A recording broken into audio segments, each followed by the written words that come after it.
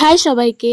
আজ তোমাদের সাথে একটা ব্লগ শেয়ার করছি। বেশ কিছু মাস আগে হঠাৎ করে আমাদের সবার প্ল্যানিং হয় যে আমরা একটু ইসকন থেকে ঘুরে আসব। ইসকন মানে মায়াপুর ইসকন না, আমাদের কলকাতার একটা মিন্টু পার্কে ইসকন টেম্পল আছে, তো সেখানেই।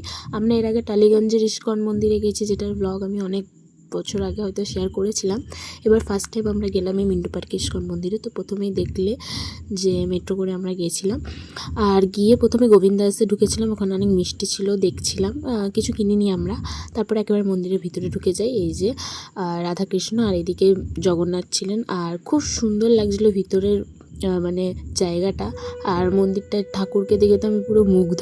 ভিতরে কোনো ভিডিও অ্যালাউড নেই, জাস্ট ফটো তোলা যায়। আমি লুকিয়ে লুকিয়ে ভিডিওগুলো করেছি, কিছু কিছু যতটা করেছি তোমাদের সাথে শেয়ার করলাম। ওখানে আমরা প্রায় 1 ঘন্টা মতো ছিলাম। 7টা থেকে আরতি হয়, আমরা আরতি দেখতে পাইনি, তার আগে বেরিয়ে যেতে হয়েছিলো, যেহেতু আমরা 5টার মধ্যে চলে গেছিলাম। আর ওখানে নিচে একটা স্টোর ছিল, দেখলে অনেক জিনিস আছে ওখানে মায়াপুরের মতো, কিছু কিছু জিনিস যা যা তোমরা নিতে চাও। তারপর বেরিয়ে অনেকটা সন্ধে হয়ে গেছিলো, প্রায় 6টা এরকম, যেহেতু আমাদের বাড়িতেও যেতে হবে, অনেকটা লেট হয়ে যাবে। তাই আমরা ওখান দিয়ে বেরিয়ে গেছিলাম। বেরিয়ে ভাবলাম কিছু খাওয়া যাক, যেহেতু আমরা 4টে-5টার মধ্যে বেরিয়েছিলাম, খিদেও পেয়ে গেছে।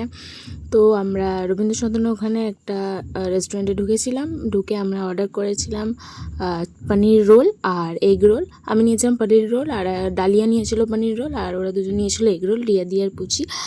আর খেয়ে দিয়ে আমরা তারপর মেট্রো করে আসি টালিগঞ্জে। সেখানে আমরা খাই ডালের পকোড়া আর খেয়েছিলাম আইসক্রিম। খেতে খেতে আমরা চলে যাই বাড়ির দিকে। দেখা হচ্ছে তোমাদের সাথে অন্য কোনো এক ব্লগে।